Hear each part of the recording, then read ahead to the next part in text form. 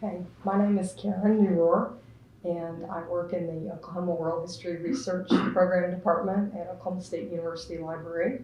Today is December 17th, 2018, and I'm in the Angie Debo room of the OSU Library with Dr. C. Blue Clark, who has come to be interviewed about Miss Angie Debo for the Spotlighting Oklahoma Oral History Research Project. Thank you for coming today for the interview. I'm privileged to be here, my goodness. Okay, the first questions that I will ask are about you to better understand the context of today's interview. So tell me a little bit about your early life, where you were born, and your family and your cultural heritage. My father was the superintendent principal of a school in the early 1930s in Council Hill, small community in former Indian Territory, and he was unusual.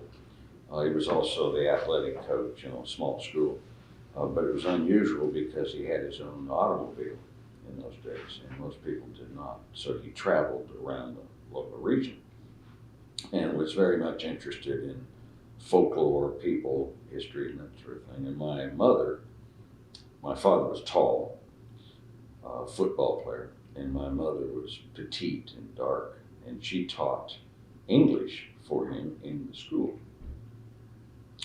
And they married, and then and he went to graduate school at OU to get some language training, and then the University of Wisconsin in Madison to get his PhD in history.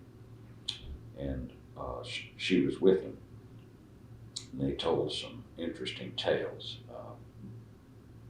Pails of beer by children, male children, being brought on a Friday evening home to the apartment below or above, so they could enjoy the weekend. Common. And she worked in a Mott's paint factory for money. She was a whiz typist on a manual typewriter. It sounded like an electronic device. And she had learned typing at boarding school back home and worked in the president's office, whose name escapes me, because she could type so fast, so expertly. And he'd say, "I need a letter," bam, there it was. He could sign it. They moved to Dallas in World War II when my father worked for the Office of Price Administration. And there, to my sister was born me, little brother. And then at the close of the war, they came back, settled in Oklahoma City where I was raised. And then in the summer times, I would be dumped or deposited with my great grandmother in eastern Oklahoma on her farm, and grandpa. And we talked history and politics at the dining table, as well as a wide range of things. My parents were well read, liked to read. Then I went to graduate school and was one of two American Indians to receive a PhD, to be awarded a PhD in 1976 nationwide. Veronica Tiller, New Mexico Indian, Pueblo Indian woman was the other, and we were both hired by the University of Utah for a new grant-funded Indian graduate program to get American Indians into master's and PhD programs. Didn't have much success because the economy went down and people were not wanting to be starving academics at the time. Anyway, then I went on into directing Indian studies programs in various places, and then ended up back in Oklahoma with my family. What year was that? I took a leave of absence as director of Indian Studies at Cal State Long Beach about 1983 or 4. I'd had it up to here with administration and anti-Indian, and you can't do this, no, you can't do that. So the Japanese American director, who was across the hall, said, and he knew I read voracious. I had stacks of books I read all the time. And he said, Blue, that they cannot say no if you take a leave of absence without pay. And as a bachelor, I could live on nothing, $4,000 a year. I said, tell me more. And he said, well, here's the form as we filled it out. And I was gone. And came back to Oklahoma to do research, which eventually came to be a book. And during that time, I met my spouse, and she quickly marched me to the altar, and we settled in, although I had to go back to California to teach before any jobs opened up. It's a long process. Mm-hmm. I came back about 1991 or 92 to go to work at Oklahoma City University as vice president for the campus. So your dissertation topic was on the Ku Klux Klan? Yes, in Oklahoma, which was very strong in the 1920s. There had been Klan members, of course, from the former Confederacy moving into Oklahoma, or who had returned to living in Oklahoma after the Civil War during Reconstruction. And then with statehood and the implementation of Jim Crow, there was increasing interest around World War I. Then the Klan began anew in the United States, and even in Oklahoma. Recruiters came early from Texas, and as World War I ended, and then the 20s began. Recruiters came from Texas to start it, and it was wildly popular. You can get in an argument whether it was, as percentage of population, was the biggest in Oklahoma or Indiana or lots of places, and I'm not going to go there, but it was very popular and has ripple effects down to the present day.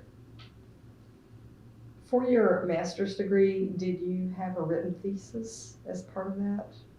Yes, I wrote on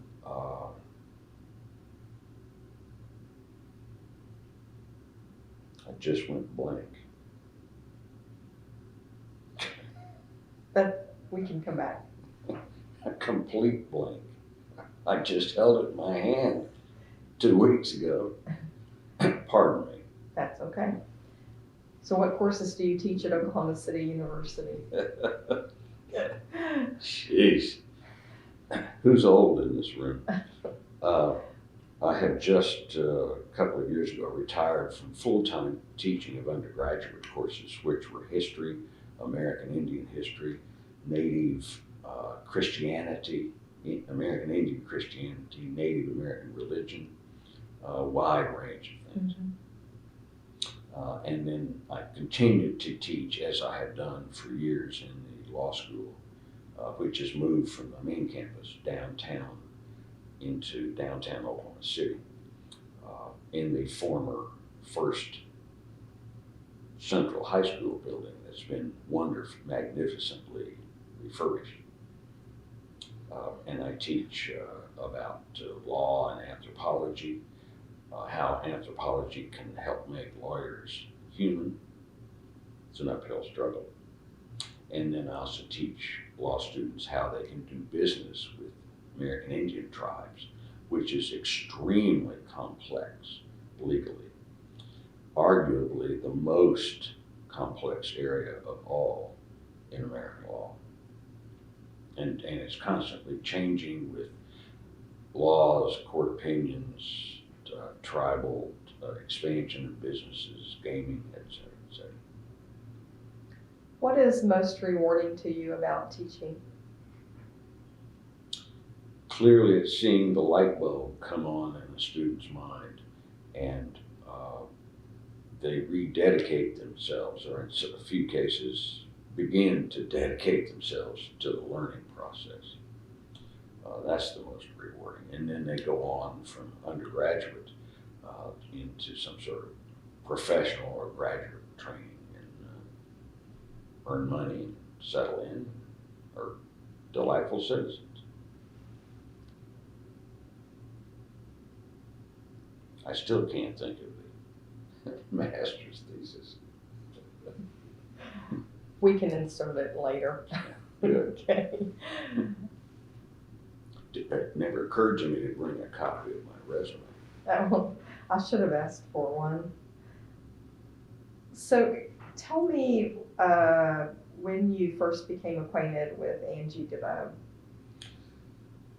I adore Angie Debo. I was raised in a household that adored Angie Debo. And both of my parents separately and collectively together had lots of conversations with Angie Debo, usually by telephone, since there were no other electronic means in those days. They both admired her for the same and for different reasons. My mother worshiped the ground that Angie stood on, and my mother was nobody's fool by any means.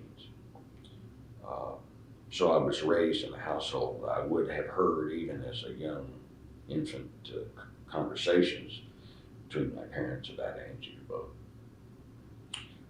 Before I was born, my father came back from graduate training for his doctoral program at the University of Wisconsin, a powerhouse then and now in graduate education, back to Oklahoma in the mid to late 1930s, and there were just no jobs, zilch. And government programs did exist to help support writers, Works Progress Administration, photographers, a whole host of things, Civilian Conservation Corps for cleaning forests and digging ditches, etc. And Angie Debo had been placed in charge of the Oklahoma history writers portion of the WPA. And my father was a fresh PhD, and she hired him. Wasn't much money, but some is better than none. And my parents had no children at that time, and they became well acquainted. I don't know, I assume Miss Angie had an apartment in Oklahoma City, which is where the Writers Project was headquartered. But I do not know that as a fact. I never asked. Anyway, they had regular contact with her. And again, my father always had a car, his own car, so he could drive up to Marshall if that's where she was, in her parents' house. I don't know. And it's not that far, 40 miles, I guess, just north of Guthrie. 2-lane roads. Come up May Avenue and just keep going up May Avenue, sort of. And then when I became a high school student, sometimes my father would go up and visit with her.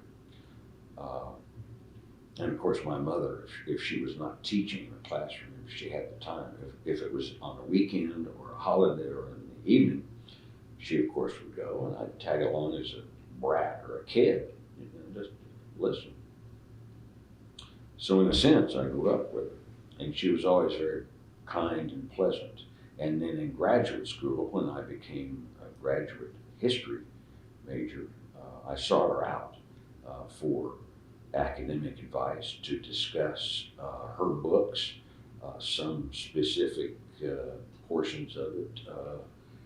Manawa, the Creek warrior, after whom Dadeville, Alabama is named on his allotment.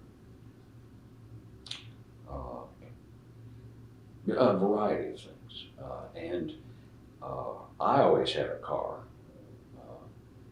still do, and use it a lot. And she would sometimes ask me to run errands. In Oklahoma City, a big city compared to Marshall, and she could she would ask me and send me to get design pens, architectural drawing pens that she needed to make maps for Geronimo book or others. I don't remember the specifics. So I would go to Triangle A&E or whatever the company was and say, here's a list, and $20 or whatever it was. And I would either, depending on how quickly she needed it, I would mail it in the U.S. Post in a little box, or wrapped in tissue, or if it's a hurry up job, I'd drive it up, chat with her, have a cup of coffee, shoot a fact with her. And then once she phoned me, and in her high squeaky voice, bless her, I can hear her now, I chatted, and then she said she needed my assistance, which meant you drop everything and do whatever you can. I said, how? She said, well, she'd been invited to give the keynote address at an Indian conference in Florida. I don't remember when. And she was up in years, and she needed somebody to help her. And I said, you got him. When is it? I got a sheet of paper and made my own airfare arrangements. I don't know if I went up and got her and took her to the airport, or we met at the airport, or I don't know the details, but we traveled in next to each other in the aircraft going and coming back. And then I carried her suitcase and mine. And we, I don't remember, I would have to think of where it was in Florida, but it was several days, 3-4 days long of conference. We attended sessions, and she gave the keynote, answered questions. There was a banquet or dinner. She was all gussied up in dress and banquet attire. I had a coat and tie on, and then we came back. And coming back, we were in Atlanta, I think, airport. We'd flown from Florida into Atlanta to get a flight to Dallas to Oklahoma City in those days. And I think it's Atlanta. We were in the airline ticket line in Atlanta, just to confirm there were no electronic kiosks. You had to do it by paper and get it stamped. And right in front of Miss Angie was an Anglo woman who was, in my mind, younger than Angie Debo, but was loudly complaining that she had a problem, and how was she ever going to find the gate once her ticket was stamped, and just life was ending, and this was too much, and on and on. And Miss Angie tapped her on the shoulder and said, "Sweetie, I'll help you." "Oh my goodness," she said out loud for the entire airport to hear. "You're such an angel." And Miss Angie said, grabbed the ticket out of her hand and looked at it, and with her other hand picked up her suitcase and said, "Follow me." And the woman took her on, and zow, she went down to the gate, and zow, Miss Angie came back. We got our ticket stamped, and we came back to Oklahoma. And she was a very close friend of each member of my family, and a mentor to me. We talked about a lot of history things. And while traveling, sitting in jets or traveling, or in airports, or in her living room, we talked about a lot of specific historiographical kinds of things. And she talked about the frustrations of trying to find this tidbit of information about whomever she was writing about at the time. So, were you also helping with some research when you could, when she needed assistance?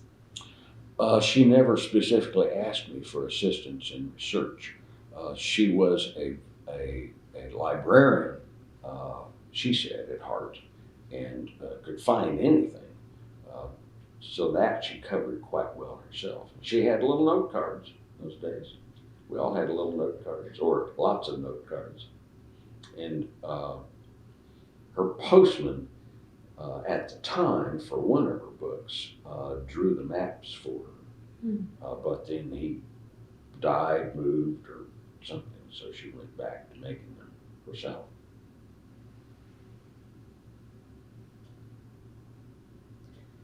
So it sounds like you kept in touch with her over the years, by telephone, but yes. also in person. Oh yes, very much. I tried to see her as often as I could. Then, of course, once I got my degree, I moved out of state and, in essence, lost contact. I assumed that my mother stayed in phone contact with her. My mother, on occasion, when I would call my mother regularly, she would report things going on, that sort of thing.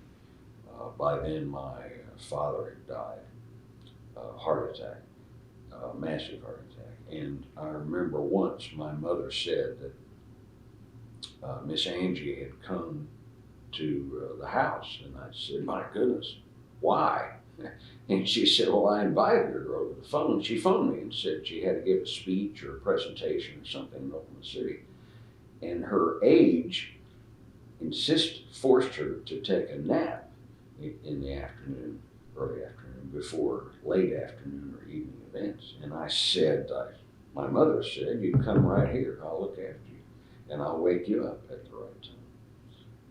Boil up some coffee and, help you dress if that's necessary, and send you." Miss Angie could drive herself. She arrived. The middle bedroom, which had been mine with my bed, had new sheets, laundry sheets. She had a nightgown laid out for her. It was still daylight, and said, "We own no dogs. The neighbors have no dogs. It's quiet. You can sleep well." She said, "Tell me when you want me to awaken." So she did. And of course, they just chatted like old chums, which they were, when she was awake. Occasionally, I would see something, put it in the mail to her, which the next time I spoke to her, she would thank me for some historical something. What do you recall as a child visiting with her, with your parents, your family? The bookcases in her house, which were packed, the stacks of books by her easy chair. She kept a neat house. It was a small house, maybe 2-bedroom, as I recall. I admired her ancient gas stove, which was an antique to me in my day when I saw it. And I spent a lot of time, each visit would be 3 or 4 hours, and nonstop, just very pleasant conversation about starting out the weather, Marshall, the economy, and then crops. She had land, so she leased that land for crops. Don't remember what kind. And then storms, her travel, research, what she was working on, and then back to my mother, what she was doing, or my father, what kind of research he was doing, or me, what I was studying at the time as an undergraduate.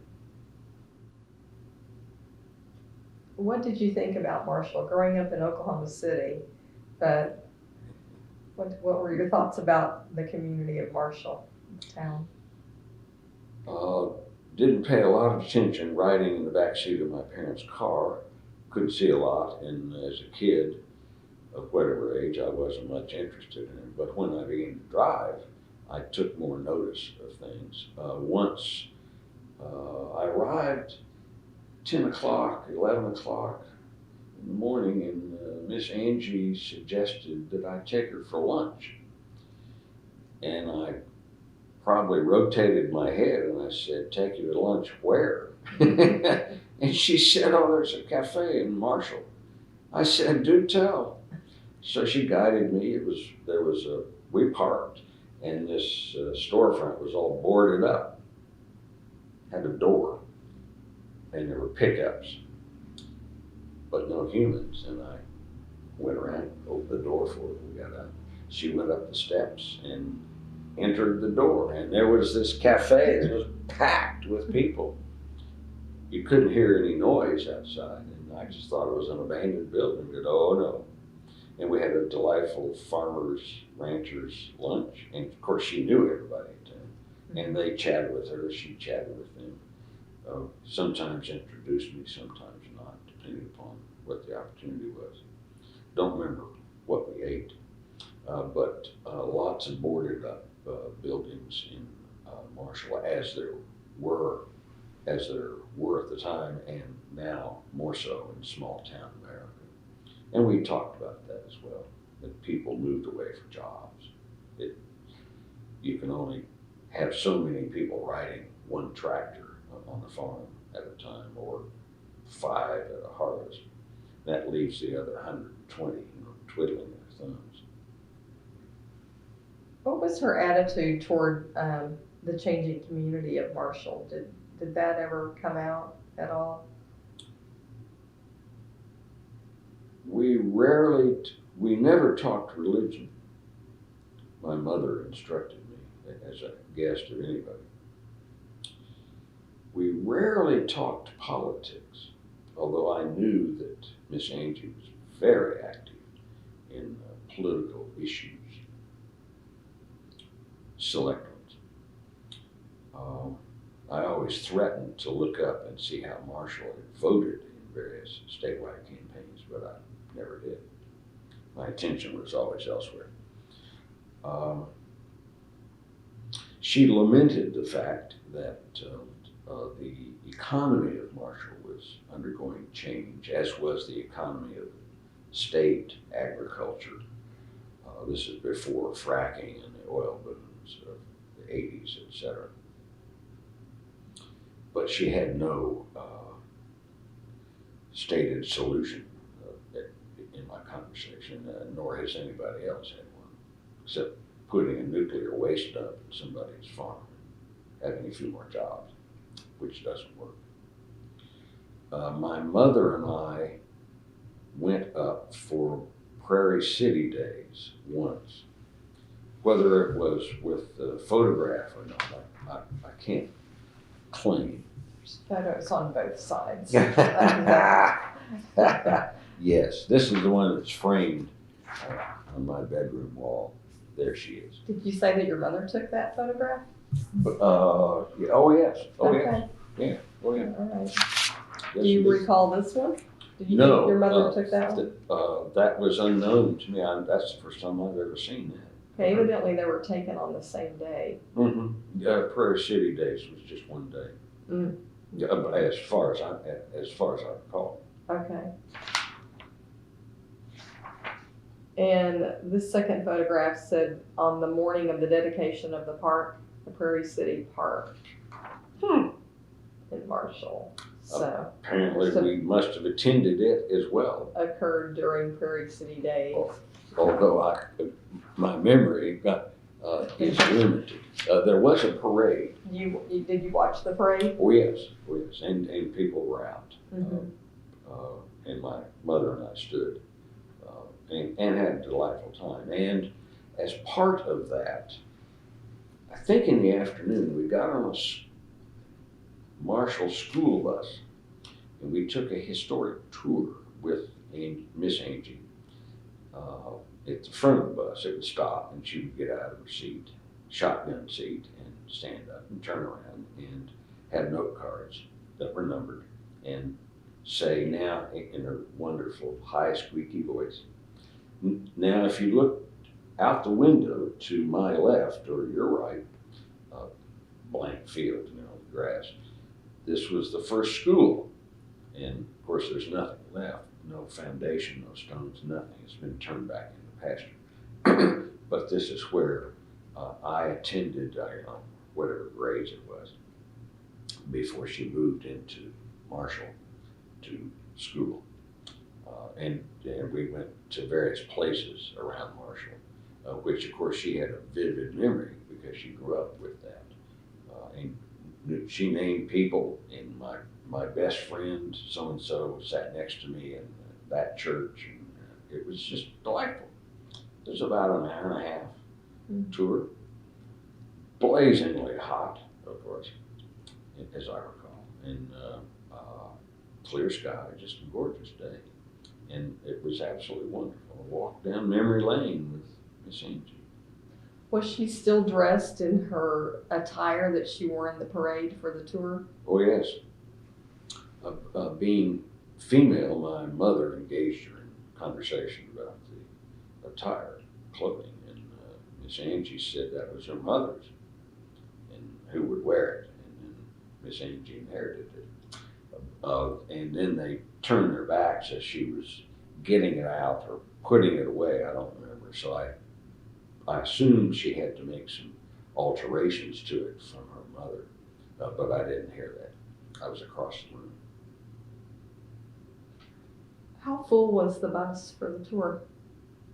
Was not packed, but it was well attended by locals, and my mother had conversations getting on and off the bus with the locals. I don't remember the details from it. What would you say that you observed was the community's attitude toward Miss Angie? Worshipped her. Kept an eye, as she aged, kept an eye out on her. She had housekeeping assistants when she was up in years. And knowing Miss Angie, I'm sure she paid for it, but didn't pay much with the prevailing wage in Marshall. They looked after her. They delivered groceries to her. She once said, of course they all knew her. She taught Sunday school for 1,000 years. And they adored her. When the funeral time came, the town stopped and did whatever was needed. Put up chairs, stir the stew, or whatever. Did you attend the funeral? I did, yes, ma'am. I brought the widow of my major professor, Errol Gibson, Rosemary Gibson, with me. I went down to Norman and picked her up at her house, which I've been in many times, and brought her back. That would have been in February, very late February 1988. I wrote down Miss Angie was 98 when she passed on. What place, the church, the structure, I don't remember where it was in Marshall, was packed. And the locals stood in the parking lot because the guests got to sit inside the structure. I assume it was a church. I don't remember preacher or details, but then we shook hands of those whom we could find. We thanked the pastor, as I recall, for a good send-off or whatever it was. There may have been a reception, but I don't recall that. Then I took the widow of the professor back to Norman. I think I stopped someplace. I said, she too was up in years, and I said to her, while you're in the car, let me stop. Do you need something? Well, yes, I need, I don't know what. So we stopped. I mean, wherever it was. Then I dropped her.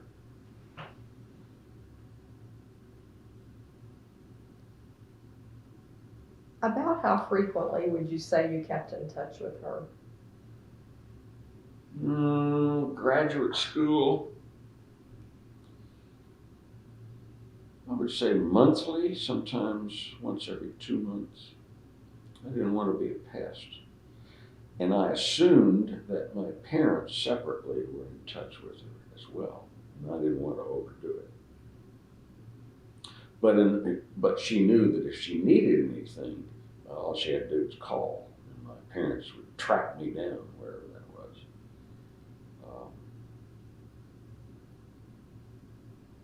She had an OU PhD under Everett Dale, who was well known in early Western American history. But the University of Oklahoma History Department, being all male, would never hire her while she was alive to do anything. There's a certain irony that they made her an emerita professor upon her passing. They didn't have to look after that Blair Sear. And I doubt that any place else would have hired her in an all-male history institution. She ended up in the Panhandle Plains Museum, as I recall. And eventually she ended up at the OSU Library, which I don't know if she actually showed up in an office or not. She was very capable, or if that was a small subsidy for her writing, or both. I don't know. But she had a long relationship with the OSU Library. These are some diary entries that I came across in which she refers to you. I want to deny it, whatever it was. I thought you might enjoy reading those.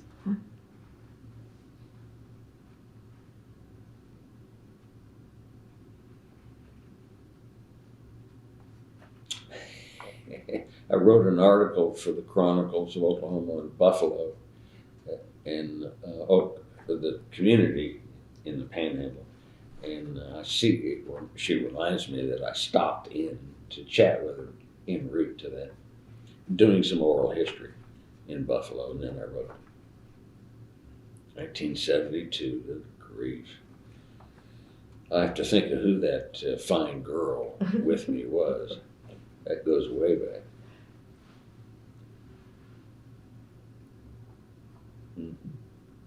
Mm-hmm. When my mother came, she was always raised as a traditional American Indian. She was always very sensitive to anybody who was an elder. So we bought box lunches to bring to Miss Angie. And that was for Prairie City days. Troublesome pioneer costume, I wrote.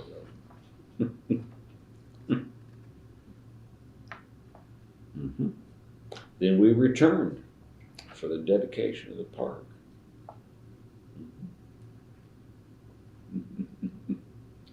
And a parade.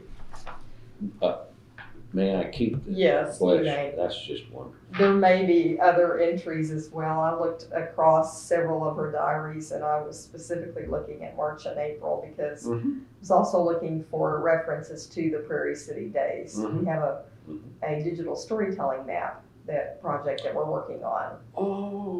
In regards to Prairie City days, we actually, of course, we have her collection here, but we had not seen the tour cards or a guide to the tour before, yet we were aware of it. And when I did some programming in Marshall this spring, one of the persons who came to the programming said, I think I have a copy of those cards. Whoa. So they're typed, and she has written notes on them. So we've actually gone out and found the sites on the tour, and we're putting together a little online project for it. So we're having fun with that. Good for you. So wow. That brings back great memories. Yeah, it was interesting too. That Prairie City Days started in 1969. Oh. And I'm not sure when it ended yet, but it, of course, no longer is in existence. I would think it passed with Miss Angie and the ability to participate in it. And I would think that she would have had a strong push at the very start of it, 1969, is my suspicion. She was very active in those days. Well, she felt like the community was honoring her also with it, of course. Well, they worshipped the ground she stood on. Now, she was in historiographical conversation with me. She was very outspoken. That scholar's an idiot and shot him or herself in the foot by writing so-and-so. But in one-on-one, I think she was nicer is my guess, so that Prairie City would not know her activism, except that she was gone and would come back, kind of thing. I heard her speak on either OSU or OU. Came out on stage in a rabid anti-Vietnam War speech, remarks. Whoa, flames came out. In her little high squeaky voice. And she was not introduced. There have been other speakers who were introduced, but she just came out quietly on the stage, and you think, who is this grandmother? Who is she going to introduce? And boy, she opened her mouth, and people, whoa. May I have this? I can send you better copies. Definitely. You can take that one, but I will send you better copies where they're one-sided. Yes, I'll send that. You don't have to send them. This will suffice. This is just glory, because I know what that looks like. Okay. And I've never seen that one. Wow. I should have come up and spent a week in the Angie Debo collection. Okay, so you touched on several things when you were reminiscing here. So one of them was about her work as an activist. Mm-hmm. Were you involved in her letter campaigns that she would ask people to write? I was heavily involved in the Alaska Native Land Claims Settlement Act. She geared up and was a dynamo. She cranked out letters and made phone calls. Spoke to various U.S. senators about it. I wrote letters. She also had been involved in what these days is called criminal justice reform. She corresponded with some specific prisoners in McAllister.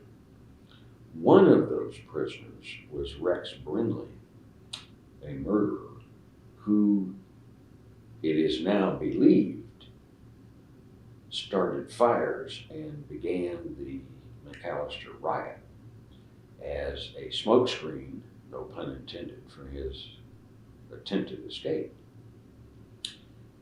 He was a bad dude, but it wasn't him she was supporting. It was criminal justice reform, or prison reform, as she referred to it at the time. I suspect she was involved in a wide variety of things, but I don't have a laundry list of those at all. I'd have to go into her archives. But I talked with her about the Alaska Native Land Claims Settlement Act, and I'm very critical of it these days as a professor of law.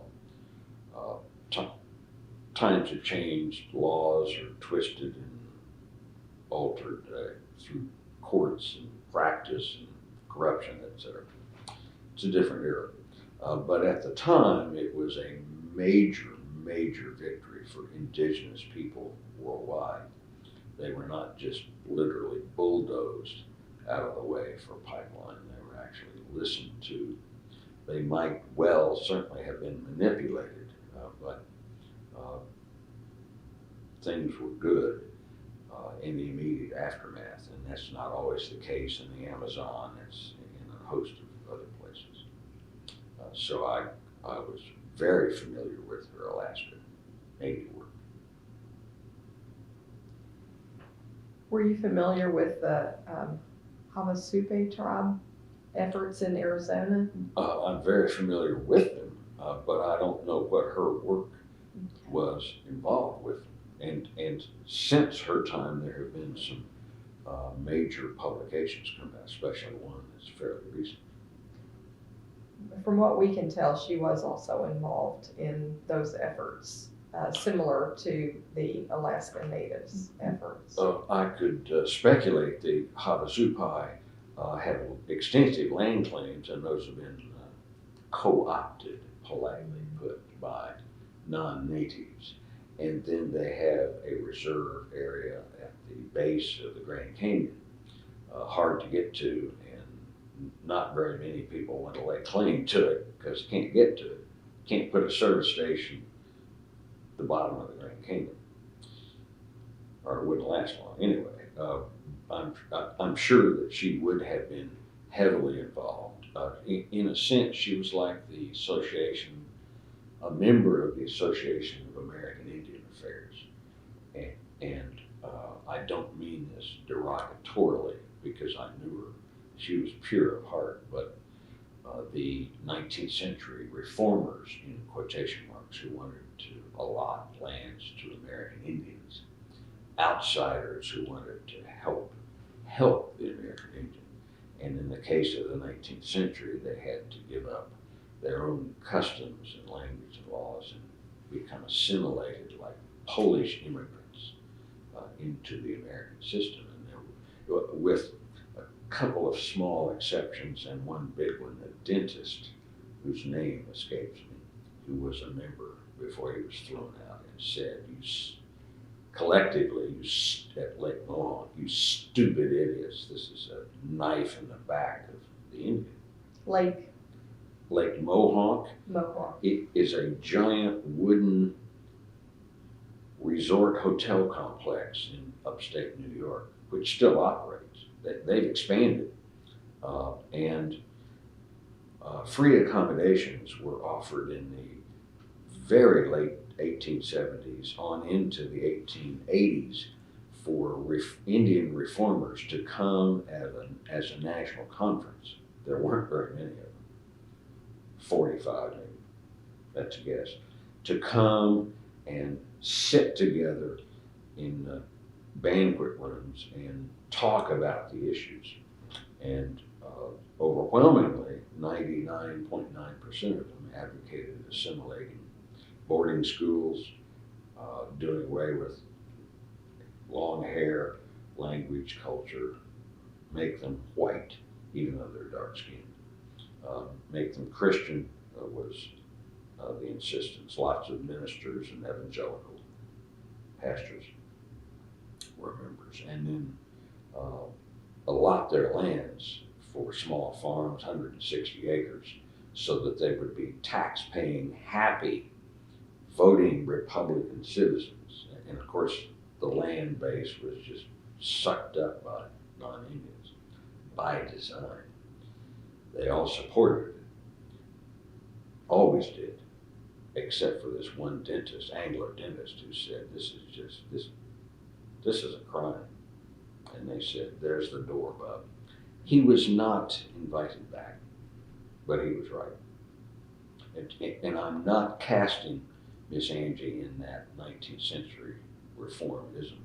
I'm just making a point that she was deeply immersed in the history and culture and situational legalities of Indian groups, Alaska Natives, and Havasupai, and I'm sure many others.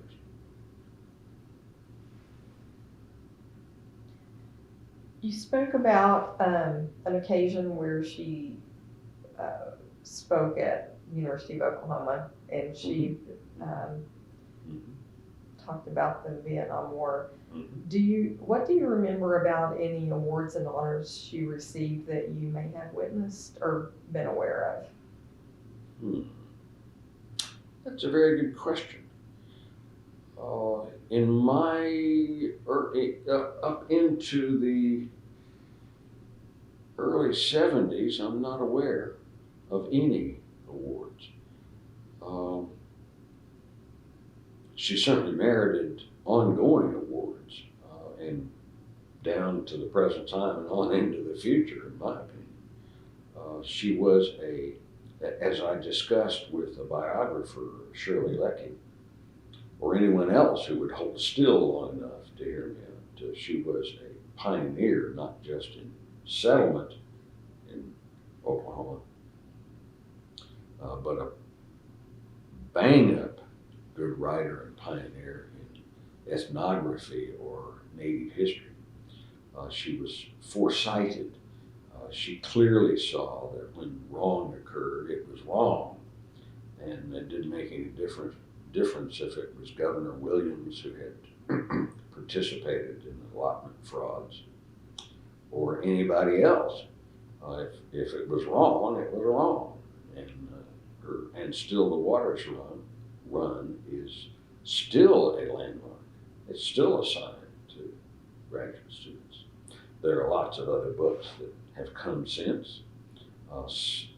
None equal it. She lived it, she saw it, and she called it as she saw it. And whoa, it is blistering, and well, it should be. And I suspect the current presidential administration will have some other blistering works about it. One of her books, her only fiction book, is Prairie City. Mm-hmm. And some people have written and tried to compare Prairie City with her other books and her activism, and to try to weigh those things out. What is your take on that? Bless her, I say. She was a great mind, and I would hang on her every word, whether or not I agreed with or was unsure about. She was a human being, and like all human beings, probably made some mistakes. I'm not aware of those. Again, back to Manawa, the Creek warrior. She had been in correspondence with Michael Green just before one of my visits in the 1970s, and he said she made a mistake, and she was back and forth. They had spoken by phone. I think he passed through Marshall and either did an interview or met with her, but I don't swear by that. Anyway, they had recent, numerous contacts about this issue. It was not a denunciation, it was just the historical record is so confused. Pardon me. So I heard her out as she aired this discussion. I admire Prairie City. You don't want to name names because you have to live in Marshall with the people, but you want to render it as accurately as it can be rendered. And there are lots of novelists who are given Nobel Prizes for being quite creative with people, places, events, things, actions, and that sort of thing, even with their own lives. I read the New York Times daily. I receive it, subscribe to it, and there are lots of people. I would dismiss those critics.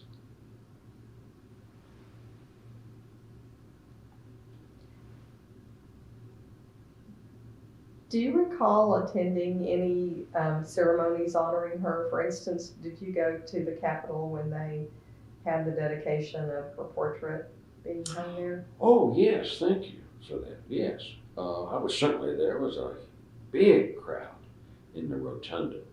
Oh, yes, lots of speeches, lots of folks. Thank you for reminding me. 6 years ago, I had open heart surgery, and the anesthesia wiped out my memory.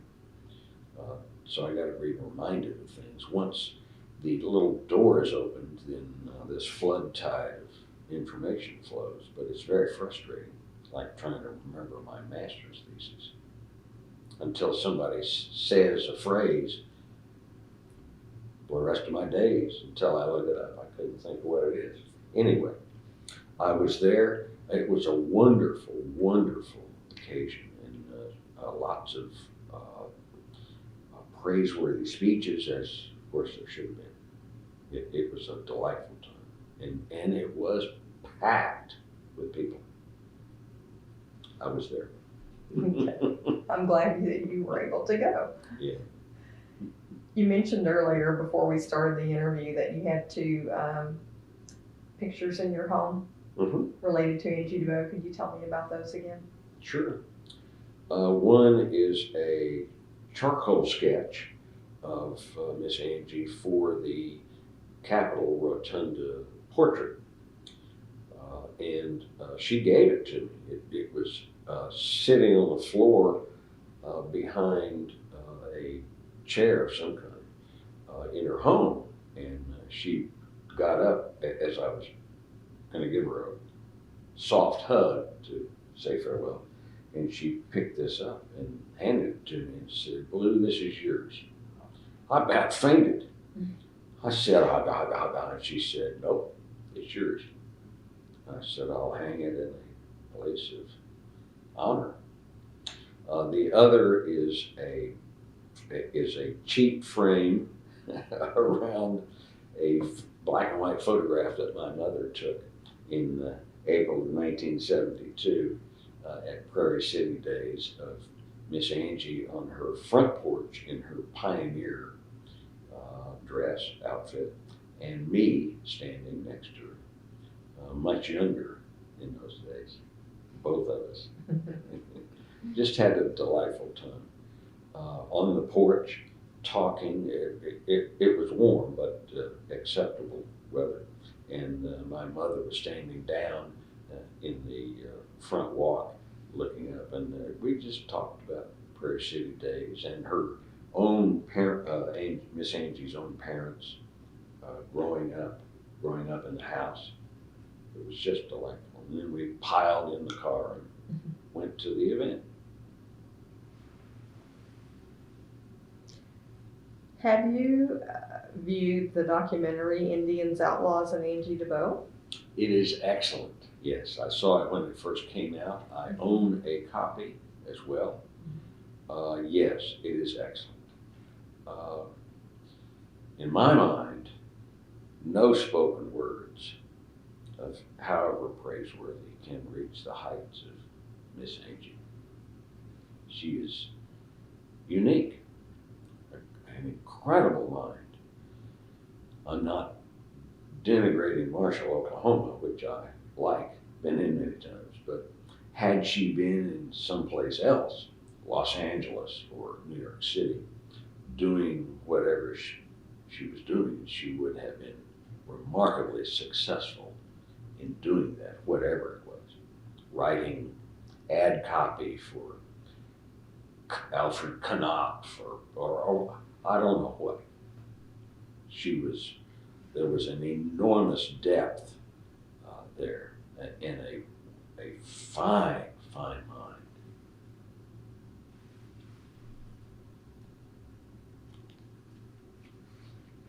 And she could talk, had she been at Alfred Knopf, as my example, she could talk face to face with all kinds of writers, artists, doers of art books, novels, etc., and not bat an eye. And she would stand her ground if she had an opinion. And she would do her best to persuade the opposite to her opinion, using logic. In what ways, if any, have you incorporated either information about Angie Debo or her writing in any classes you have taught over the years? Ooh, I love that. It's wide open. I like to think that everything I do is, in part, has been nurtured, molded, honed, filed, cleaned, or guided by Angie Debo, as an example, not specifically. I have mentioned her works. I've on occasion taught her works, and I've simply read all of her works. She had a gift, and honed and developed that gift in writing. To have done and still the waters run in the 30s when those who had exploited were still around in politically important roles was not dangerous, but bold or foolhardy or however you want to put it. And no one in the state of Oklahoma would publish that book. And it ended up at Princeton University Press, way out of state. And as far as I know, it's still in print. And the University of Oklahoma has produced a paperback in the 1980s, I believe. What she has done, including Prairie City book, still stand. In graduate school, my Anglo colleagues in the apartment complex where we were said, "What is it?" It was a hardback book from the university library. First one that I read starting my doctoral career, and I said, "It's Angie Debo's Rise and Fall of the Choctaw Republic." And they said, "Huh?" I said, "It's about Indians." And they said, "Huh?" Anyway, from the very start, she formed me, as did my parents and professors and others. In what ways did she assist when you were doing your research for your dissertation over the Ku Klux Klan?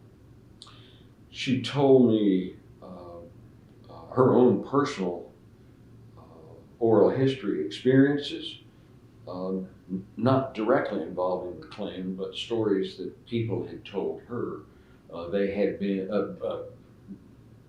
relatively common experiences, which I'd already found in other accounts,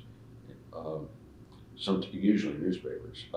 There would be a Wednesday night church service after dark at a small church, and it would stop as the doors were thrown open, and sheet-wearing Klansmen would come in. They left the burning torches outside in the hands of their chums, came in and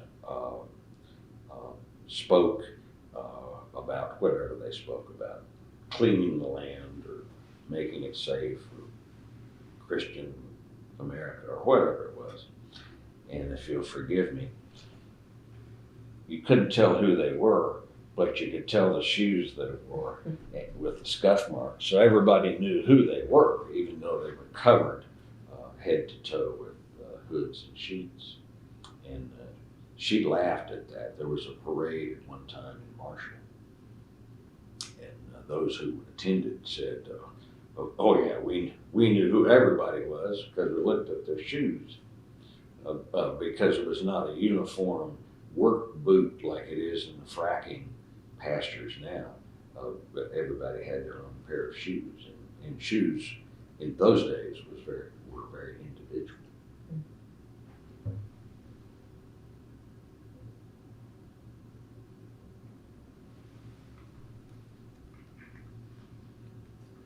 As you look back on your interactions with her, what stands out most to you?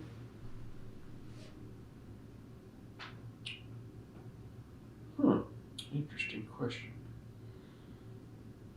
Her interest in individual humans.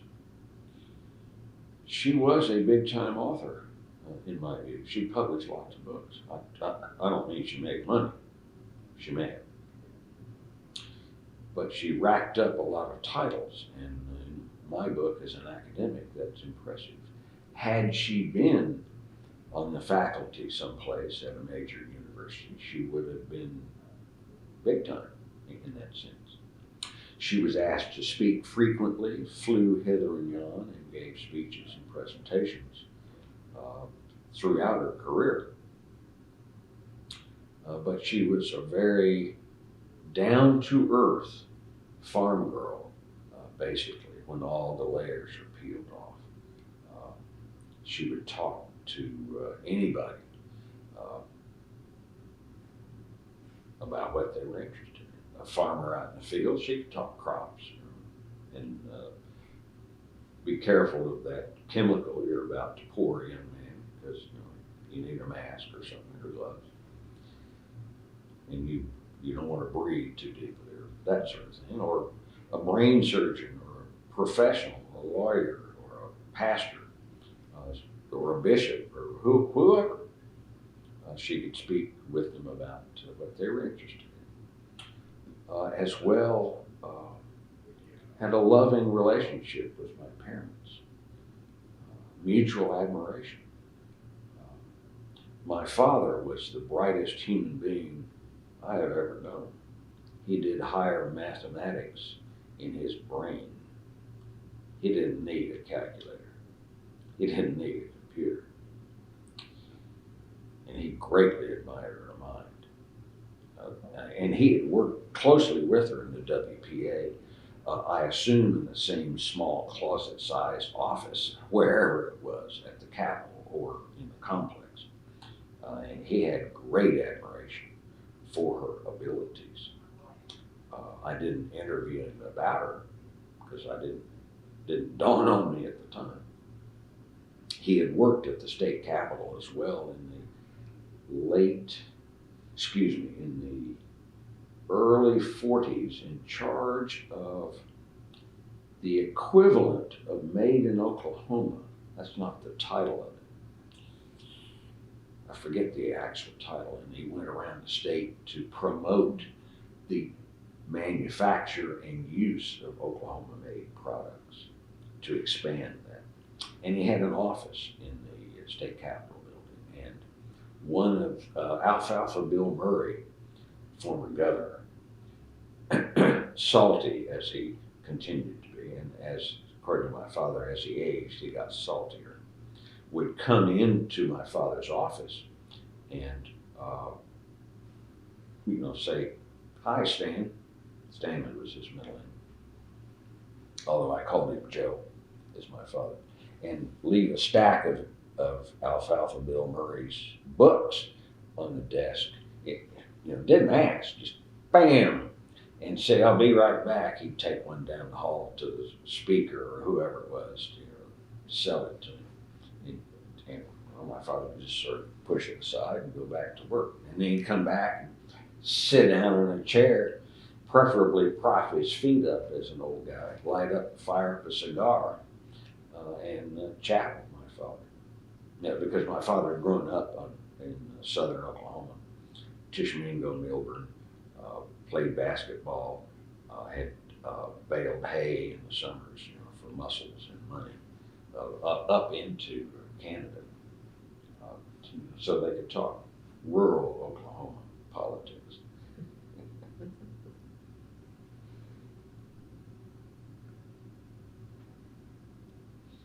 Do you feel that there are any new insights that you have gained about Angie Debo over the years? That's a most intriguing question. I don't think so, because of my innate ignorance. I never asked the questions, and I have not done research on her to write about her. Just had no desire. No one editing a book said to me, "Hey, I want a chapter on Angie Debo," and I gotta have it in 4 months. Because A, you're ugly, B, you're the last one I thought of, and give it to me now. So I had not gone down that path, and I don't teach Oklahoma history for students who might have had questions about it. I teach broader Native American things, focused on Oklahoma tribes, but not on literature that would necessarily involve Angie Debo. That's a very good question. I have to take that and think about it. What did you think? You said Shirley Lakey interviewed you for her book, Yes. biography. What do you think of Shirley's book? Oh, I thought she did a nice job. As Shirley and I talked about it,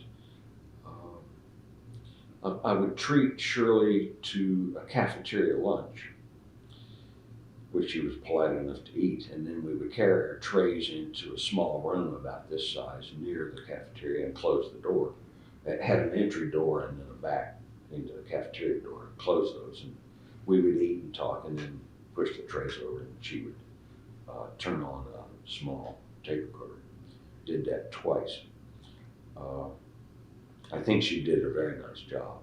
She's a good writer, excellent researcher, and to try to capture anybody's life is a challenge.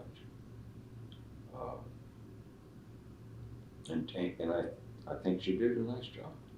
My last comment to Shirley was that I don't care how you treat Miss Angie. You're the writer, you're the biographer. Miss Angie was a human being, and we human beings, most of us, have flaws. But, recognize that she was foresighted, a pioneer, way ahead of her time as a female and as an ethnographer, which I think she did.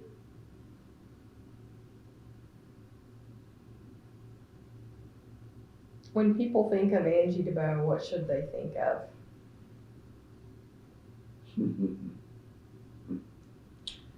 A great Oklahoman, a great American, a wonderful person, a model for girls. They don't have to grow up to be a writer of history and starve. That's not what I mean, but accomplished. Find what you want to do and do it and excel in it. You may not make much money, but you will leave a legacy that lives on long after you.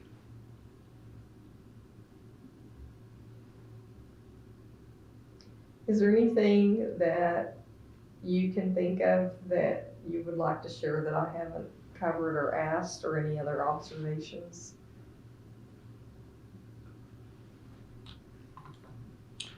I can't think of any of it. I made a few notes. No, I think it's been wide-ranging. I think it's been very fair to Miss Angie.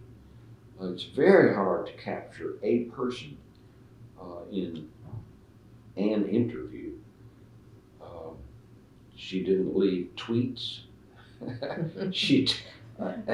As far as I know, I was thinking about it as I was driving up down Angie Debo Highway.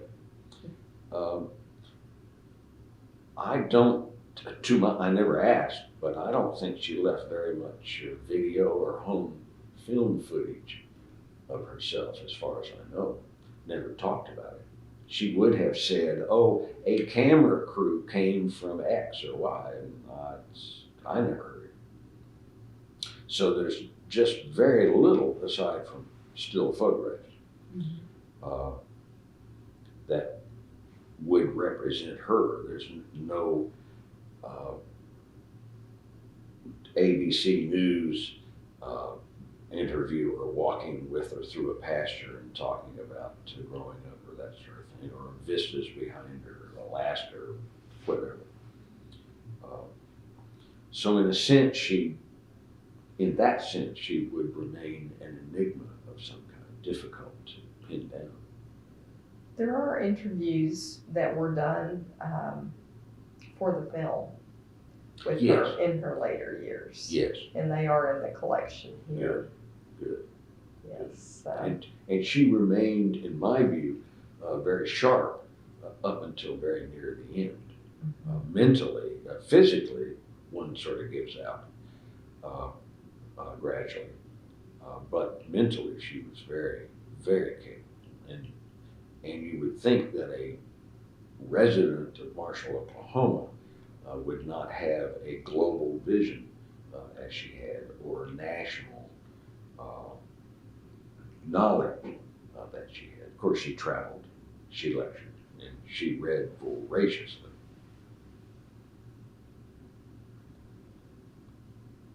Okay, let's turn back to you for just a minute. Sure. So how do you want to be remembered? Doesn't make any difference to me.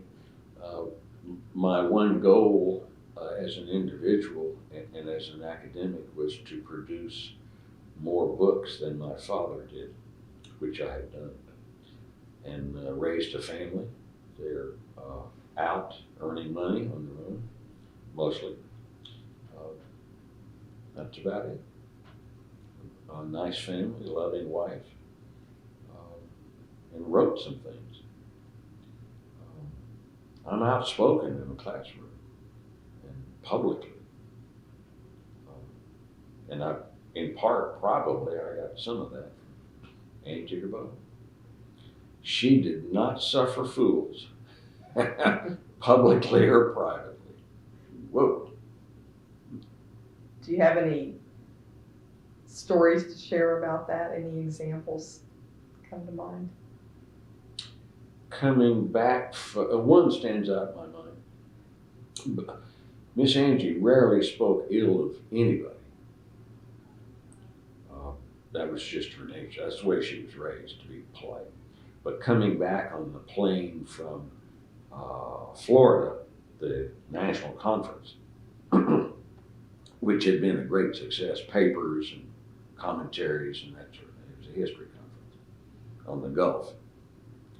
Coming back, we were talking about Father Paul Pruka, Francis Paul Pruka, who is ill these days at Marquette in a nursing facility. If he's still alive, was he? And had been briefly one of my professors at the University of Oklahoma. He and I view the world differently, was politely said. And he had written disparaging remarks about her. She's a female. She's not a Roman Catholic, and she's not a Jesuit, from his perspective. So she was wrong. I don't remember the exact specific. It would be easy to find. But anyway, she's seated next to the window. I don't remember who was to my left, but I'm in the middle. We're chatting and and somehow after the conference, we were discussing some papers and some presentations, and she turned to me and slapped her knee and said, "That darn Jesuit," said like a martial evangelical Christian, I suspect, but I don't know. That's as outspoken as I have ever heard her. One thing that I meant to ask you earlier, and it slipped my mind, but were you aware, and we are winding down here, but were you aware of her activity with the Oklahoma ACLU?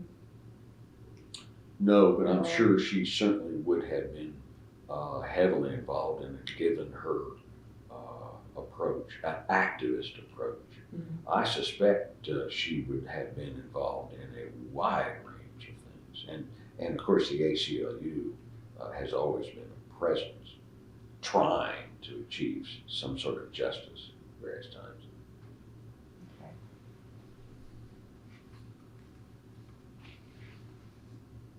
Okay, that's all I have, unless you have any.